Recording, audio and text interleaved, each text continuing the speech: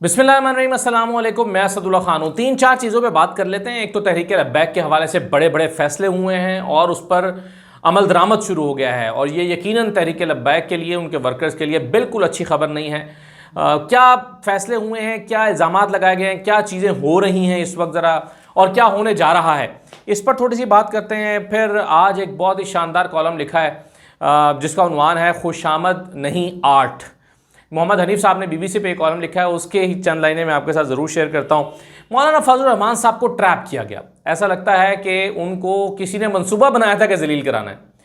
यानी जो कुछ हुआ है पिछले 3 दिन में, नून लीग पीछे हट गई, पीपल्स पार्टी को भी समझ आ गई, पीछे हट गई। मौलाना फजल रहमान आखिर तक डटे रहे और आखिर में क्या हुआ, हजीमत उठाना पड़ी। क्या अंदर की खबर है, मौलाना फजल रहमान कैसे ट्रैप हुए हैं, मौलाना फजल रहमान को ट्रैप किसने किया, कैसे किया, क्या कहकर किया, ये खबर आपके साथ शेयर करते हैं।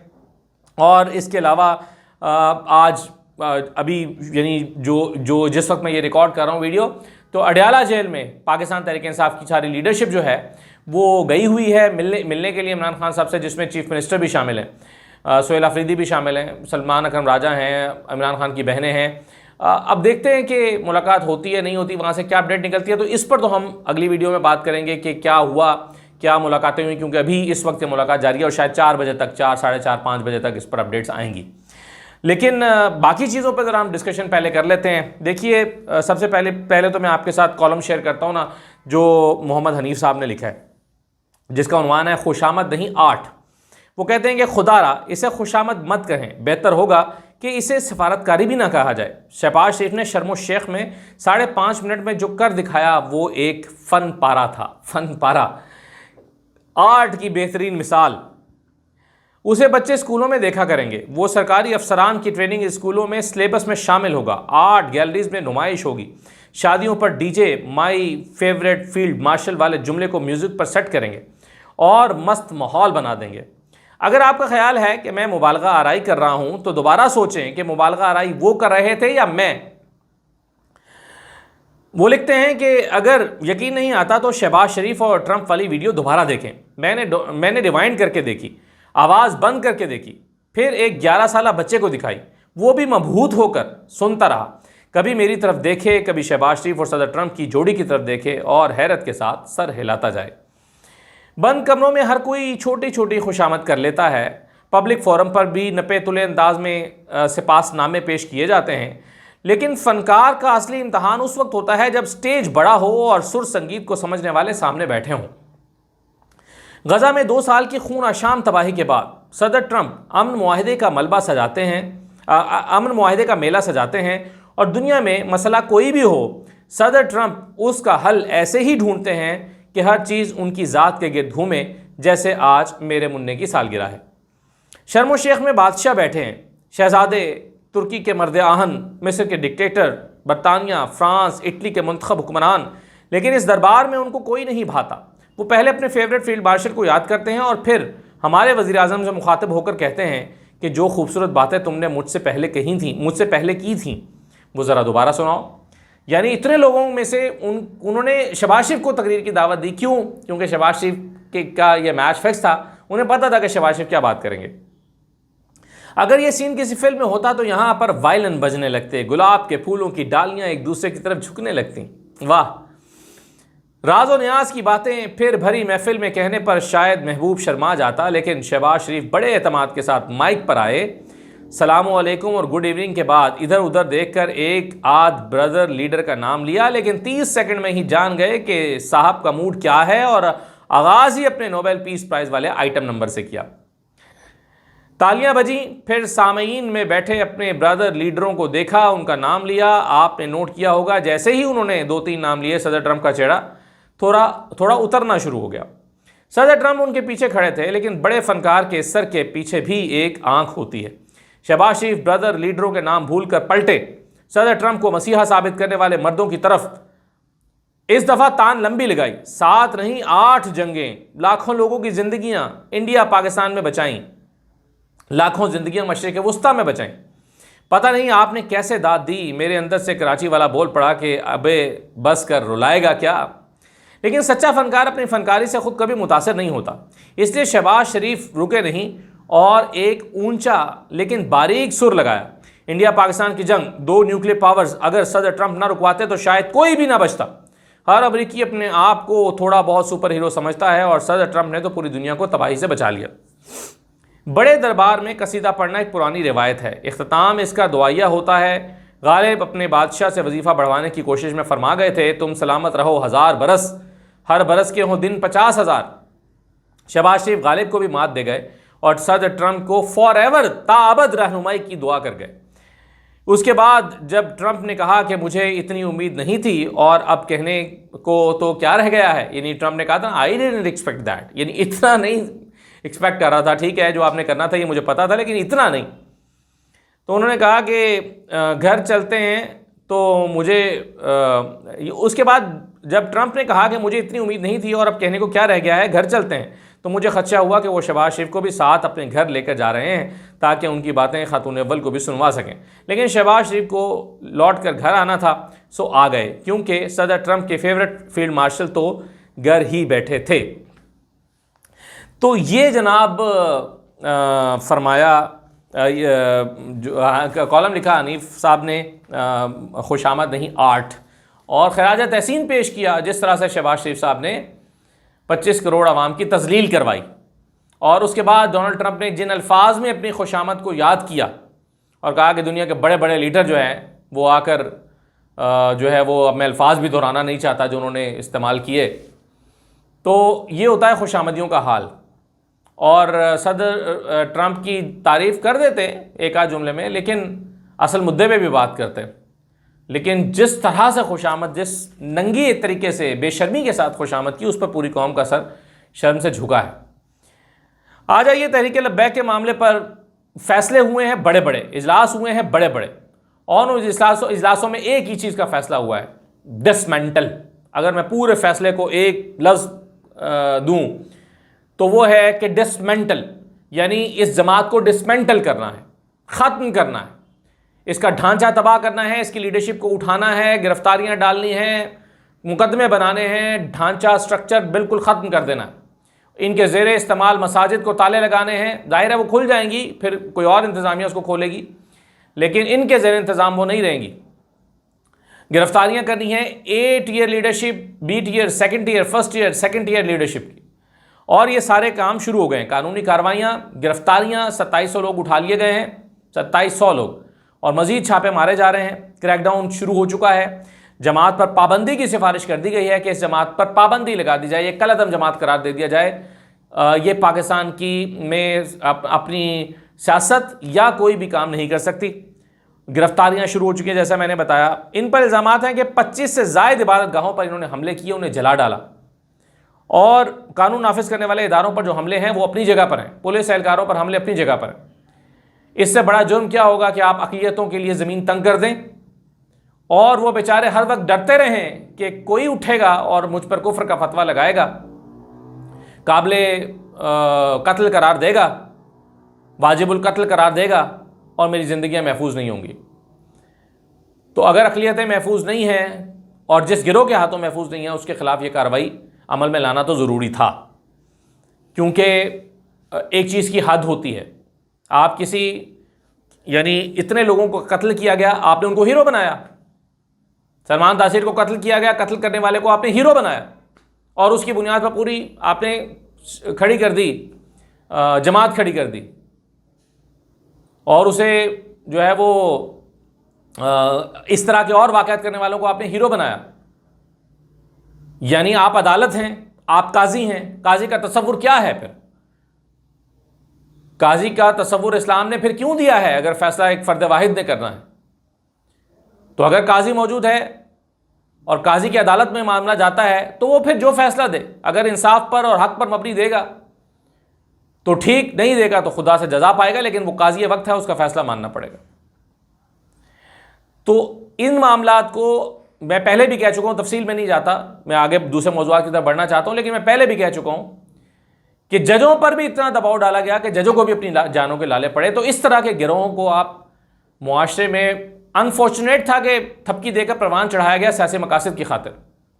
पाकिस्तान में बहुत सारे गिरोह बनाए गए और फिर उन गिरोहों को एक एक करके ख़त्म करना पड़ा, लेकिन आज भी वो गले की हड्डी बने हुए हैं।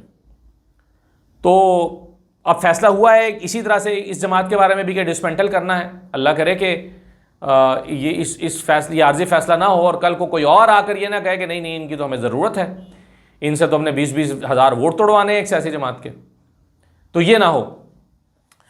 मौलाना फजल रहमान साहब ने क्या घटिया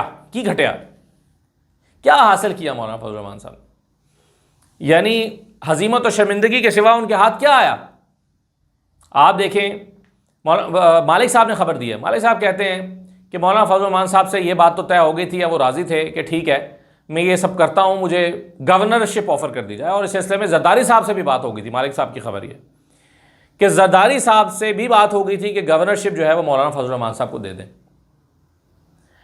लेकिन मौलाना फजल रहमान साहब जो हैं उन क्या हुआ, फिर नून लीग पीछे हट गई। बिलावल साहब को भी समझ आ गई कि गेम क्या बन रही है। अब आपको समझ आ रही है कि बिलावल साहब ने अचानक क्यों कहा गवर्नर साहब को कि जाओ अपनी नौकरी बचाओ, अपनी सीट बचाओ, हल्फ लो, ये मौलाना का खेल ख़त्म करो। मौलाना तो और चक्करों में पड़े हुए हैं। तो मौलाना फजल रहमान राज़ी थे गवर्नरशिप के लिए, लेकिन फिर उनसे कहा गया मौलाना फजल रहमान साहब से, ये मालिक साहब की खबर है, कि गवर्नरशिप आपको मिल जाएगी लेकिन पहले ये चीफ मिनिस्ट्री जो है ना इसका हल निकाल कर दें, ये सोहेल अफरीदी को चीफ मिनिस्टर नहीं बनना चाहिए।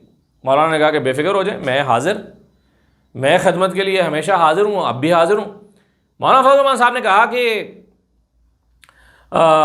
ठीक है मैं अदालत में भी जाऊँगा, मैं बंदे भी इकट्ठे करूँगा। लेकिन मौलाना फजल रहमान की दाल गली नहीं, क्योंकि पीपल्स पार्टी पीछे से भाग गई। नून लीग को भी समझ आ गई कि ये आसान काम नहीं है। मौलाना फजल रहमान साहब अकेले रह गए अदालत में जाके, आखिरी दिन तक लड़ते रहे। उनका वकील कहता रहा नहीं इंतखाब गैर कानूनी है। अदालत ने कहा कैसे गैर कानूनी है भाई। तो क्या हाथ आया, ना गवर्नरी हाथ आई, ना चीफ मिनिस्ट्री हाथ आई, हजीमत हाथ आई, सुबकी हाथ आई, शर्मिंदगी हाथ आई। मौलाना फजल रहमान साहब को सूबे के हालात का मुकम्मल इदराक है। उन्हें पता है कि सूबे के लोगों के जज्बात क्या हैं। ऑपरेशन के हवाले से मौलाना फजल रहमान साहब भी प्रेस कॉन्फ्रेंस करके नहीं कह सकते कि हाँ बिल्कुल 100% ऑपरेशन होना चाहिए और जैसे हमारी हुकूमत, वफाकी हुकूमत करना चाहती है और हमारे इदारे करना चाहते हैं वैसे ही होना चाहिए। ये बात मौलाना फजल रहमान साहब से कहें ना, प्रेस कॉन्फ्रेंस करके कह दें, कह सकते हैं वो? नहीं कह सकते।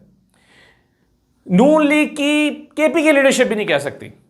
नून लीग के जो पंजाब में बैठे हुए लोग हैं वो कह रहे हैं, वफाक में बैठे हुए लोग कह रहे हैं, खैबर पख्तूनख्वा की लीडरशिप ये नहीं कह सकती, क्योंकि उन्हें सूबे के हालात का इदराक है। उन्होंने सियासत करनी है वहाँ पे, उन्हें पता है कि लोगों के जज्बात क्या हैं, उन्हें मालूम है कि वो ये नहीं कह सकते खैबर पख्तूनख्वा में बैठ के। तो मौलाना फजल रहमान साहब जो हैं वो इस तरह की प्रेस कॉन्फ्रेंस तो कर नहीं सकते, लेकिन गवर्नरी भी लेना चाहते हैं और चीफ मिनिस्ट्री भी लेना चाहते हैं। यानी आप 7-8 सीटों के साथ चीफ मिनिस्टर बनाना चाहते हैं आप अपना। तो बहुत ही गलत कार्ड्स खेले हैं मौलाना फजल रहमान साहब ने अपने। लेकिन वो ये सब इसलिए खेल रहे हैं कि उन्हें पता है कि अब सियासत उन्होंने इस्टेब्लिशमेंट के थ्रू ही करनी है, आवाम के सर पर सियासत वो नहीं कर सकते। उन्हें पता है खैबर पख्तूनख्वा में उनके अब लोग बहुत मुखालिफ हो गए हैं। बल्कि मैं सिद्दीक जान को देख रहा था, सिद्दीक जान कहते थे, मुझे किसी ने वहाँ पर बताया कि मौलाना फजल रहमान के मदरसे भी वीरान होने लगे हैं खैबर पख्तूनख्वा में। लोग उनकी उस हिमायत जो लोगों को दरकार है इस मौके पर, वो हिमायत ना होने और खामोश किरदार अदा करने या इस्टेब्लिशमेंट के साथ मिलकर काम करने पर लोग उनसे नाराज़ हैं। तो मौलाना फजल रहमान अपनी सियासत भी ख़त्म कर रहे हैं, अपना कारोबार भी ख़त्म कर रहे हैं, अपना मदरसा भी ख़त्म कर रहे हैं। मौलाना फजल रहमान क्या कर रहे हैं और क्यों कर रहे हैं? आखिर में 2 चीज़ें बस छोटी छोटी मैं जाते जाते आपसे कहता चलूँ। एक तो जो साद रफ़ीक साहब ने फरमाया, जो बहुत वायरल है, उनका क्लिप भी, उनकी गुफ्तगू, उनका बयान, और आज सारे अखबारों में भी लगा हुआ है कि सोहेल अफरीदी के इश्क का भूत खुद इमरान उतारेंगे। एक तो उनका जो शेर है वो बड़ा पकड़ा गया है कि अब नहीं मरेंगे। खैर वो शेर नहीं था, बेवज़न से जुमले थे 2 मिसरे जो जिसको उन्होंने शेर की शक्ल दी, लेकिन वो ज़ाहिर है किसी शायर का शेर नहीं था, वो घड़े हुए 2 जुमले थे। लेकिन उसका कंटेंट ये था कि मैंने सोच लिया कि मैं अब किसी जंग में नहीं बल्कि इश्क इमरान में मारा जाऊंगा। अच्छा, अब चूंकि उन्होंने शेर की सूरत में उसको कहा कि ये शेर है, तो मैं बहुत सारे लोग जो तनकीद कर रहे हैं कि जी उन्होंने तो ये तो खुदकुश हमलावर हैं, ये मरने की बात कर रहे हैं। तो यानी अदब से थोड़ी सी वाकफियत भी होती तो इनको पता होना चाहिए कि जो शेर होता है उसमें तो तमसील के तौर पर अल्फाज बयान किए जाते हैं। मसलन महबूब की झील आंखें, तो वो झील तो नहीं होती, वो तो आंखें होती हैं। नागन जुल्फें, तो वो नागन तो नहीं होती, वो तो जुल्फें होती हैं।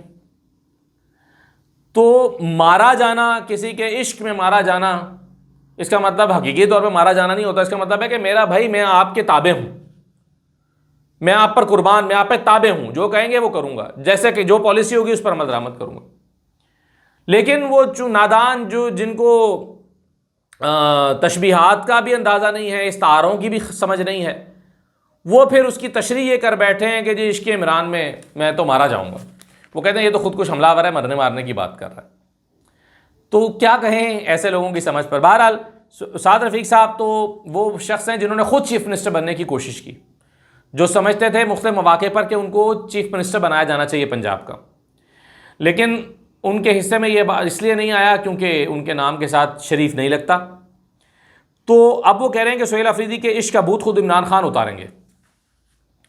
यानी एक शख्स जो सियासी कारकुन है वो चीफ मिनिस्टर बन गया। देखिए, ये बात दुरुस्त है कि पीपल्स पार्टी और PMLN में इसका तस्वुर नहीं किया जा सकता। हाँ, जमात इस्लामी का स्ट्रक्चर है, वहाँ पर कोई भी वर्कर नीचे से मेहनत करके ऊपर आके अमीर बन सकता है। अमीर बन सकता है तो फिर सेनेटर भी बन सकता है, फिर अगर अपनी जमात की बिसात के मुताबिक अगर उनको ज़्यादा वोट मिले मेयर भी बन सकता है, ज़्यादा वोट मिले चीफ मिनिस्टर भी बन सकता है। उनकी जमात में ये स्ट्रक्चर है, PTI में भी है, लेकिन नून लीग और पीपल्स पार्टी में इसका तस्वुर नहीं किया जा सकता।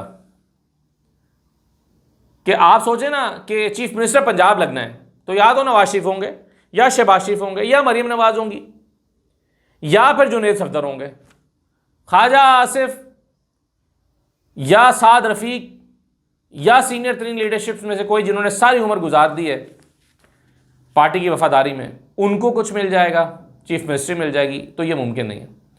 तो ये साद रफीक से मैं ये जुमला एक्सपेक्ट नहीं कर रहा था। और कोई कह देता, ख्वाजा आसिफ कह देते, तो उनकी क्या उसूल हैं, उनकी ज़िंदगी के क्या ज़ाब्ते हैं, लेकिन साद रफीक साहब बहरहाल फिर भी उसूली आदमी हैं, तो उन्हें बहरहाल अप्रिशिएट करना चाहिए था और कहना चाहिए था कि हाँ, एक वर्कर को बनाया है तो हम उम्मीद करते हैं कि अब इमरान खान उन पर एतमाद भी करेंगे, उनको मौका भी देंगे। इस तरह की बात साद रफीक से तवक्को थी। साद रफीक से ये जुमले की तवक्को नहीं थी जो उन्होंने कह दी। हाँ, अलबत्ता बिलावल से इसी जुमले की तवक्को थी जो उन्होंने कहा, क्योंकि बिलावल साहब फ़नी बात करने के आदी हैं। मौजू अगरचे मुख्तलिफ है लेकिन जुमला बड़ा मज़ा है। वो कहते हैं हमारा मुकाबला किसी शहर या सूबे से थोड़ी है, हमारा तो दुनिया के बड़े बड़े शहरों से मुकाबला है, हमारा पाकिस्तान के किसी शहर से मुकाबला नहीं है। और इसके साथ ही अखबार में दूसरी खबर ये लगी हुई थी कि मुस्तफ़ा कुरैशी जो फिल्म स्टार हैं, वो एक खड्डे में गिरने से उन बेचारों की, सड़क पर मौजूद खड्डे में गिरने से उनकी टांग टूट गई और अस्पताल में ज़ेर इलाज है। तो सड़क के खड्डे तो आप भर नहीं पा रहे, बसों की हालत तो ठीक कर नहीं पा रहे, कचरा आप उठा नहीं पा रहे, लैंड माफिया का खात्मा कर नहीं पा रहे, पीने का पानी लोगों को दे नहीं पा रहे, तो दुकान पकौड़ों की, बात करोड़ों की। इजाज़त दीजिए, अल्लाह हाफ़िज़।